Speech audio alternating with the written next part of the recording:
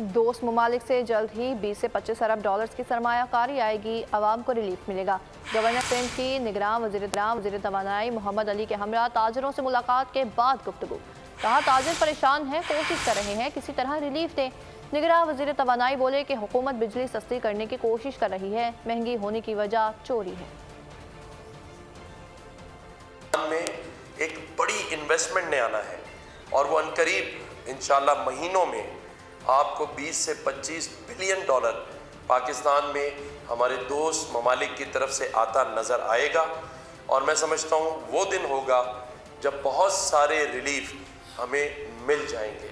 Dollar का शुरू हुआ है, साथ साथ स्मगलिंग के ऊपर क्रैकडाउन हो रहा है। बिजली की जो चोरियाँ हो रही हैं मुल्क में, जो लोग बिजली इस्तेमाल करके पेमेंट नहीं कर रहे हैं, उनके खिलाफ हमने एक्शन शुरू किया है।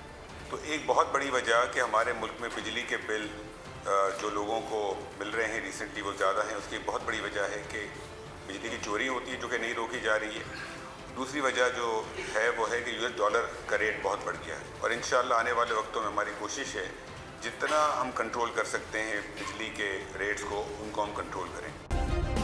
सब्सक्राइब करें और बेल दबाएं ताकि कोई खबर रह न जाए।